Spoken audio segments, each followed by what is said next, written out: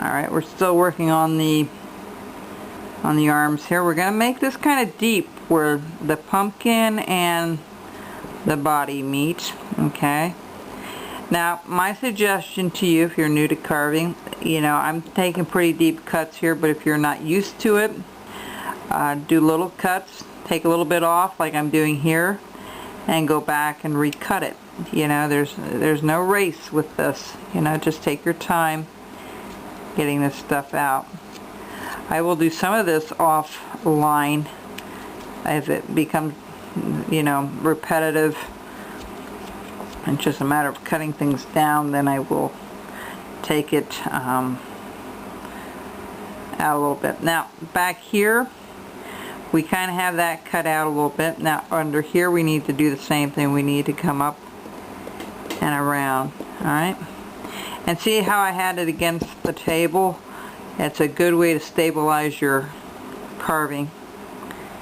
Some people ask me if I ever used a vise. Not often. My pieces are small enough that you can hold it in your hand and do your carvings, you know, strictly from just holding it.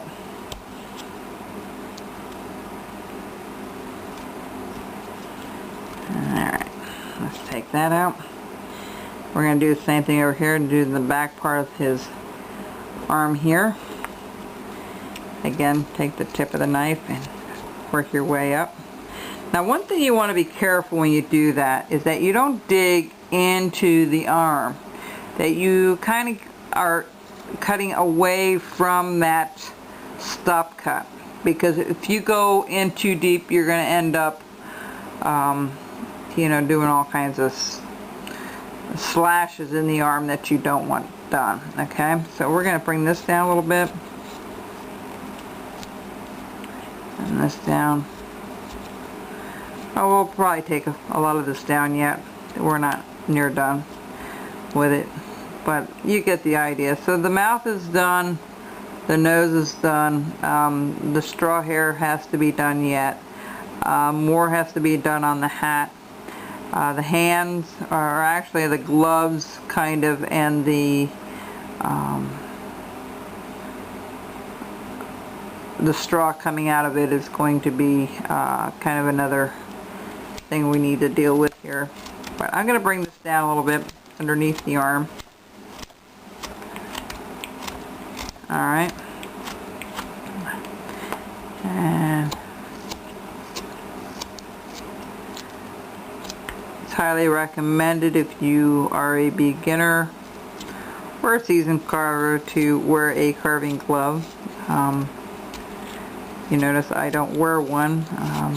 I don't usually when I teach. But there are times when if I'm doing something really large, I will wear one. If I think I'm going to be doing really some really heavy cutting in a piece, then I will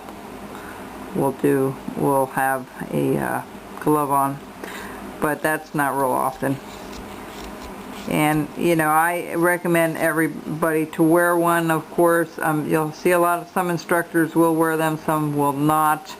But if you're a beginner, like I said, 30 years ago we did not have this, and I think it's just as important and just as much in the training to make sure you know how to handle your knife. See what I'm doing? I'm pushing with my thumb. There is no way that I can cut myself this way unless some reason it slips out of my hand. But see how I'm controlling it? The knife is not flying all over the place. I think I cut myself more often these days just by the mere fact of taking the knife out of the box. Not saying I don't cut myself carving, absolutely, every carver does. But it's how to control the knife, and that added bonus of having a carving glove on is important. So I highly recommend it. I'm not telling you to carve without one. I would highly recommend that you carve with one. But anyway, enough said about that.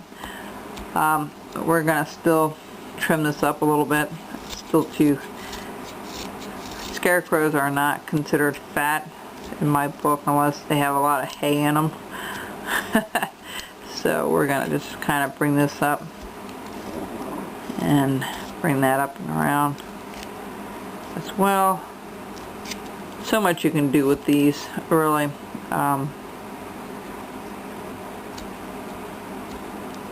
going to try to trim this around a little bit more. I'm trying to think if I should bring this down just a tad more.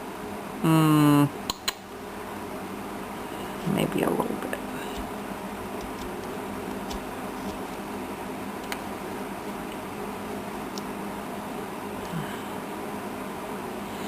Alright, now we have it pretty well done up, but we're going to do more here. This needs to all come out. Yeah, let's bring this down. Notice how quick that's going, simply because I'm going against the grain and it's snapping off.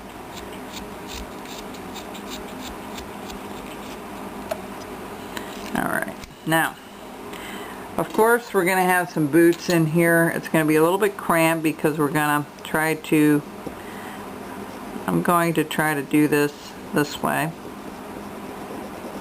Alright, we're going to go straight in for the boots.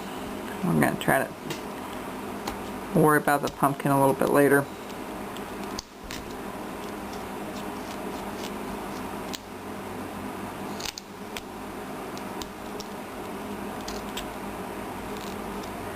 I try to keep things small also because of the filming. It's easier to do smaller things and have it done in a decent amount of time versus something really large that would take a lot longer to do on a video. And also I find people enjoy getting things done in a couple of nights or a night or two instead of something that's going to take 3 or 4 or 5 weeks to complete. Some people get discouraged by that. I know. I've done it both ways, and this is much more fun for me to be able to say, yeah, you know, we got this done or that done, you know, and that works out really, really well. So don't, you know, if this is too small for you, you can always enlarge it and still follow the program or whatever I'm working on. You can still get the idea of what you need done.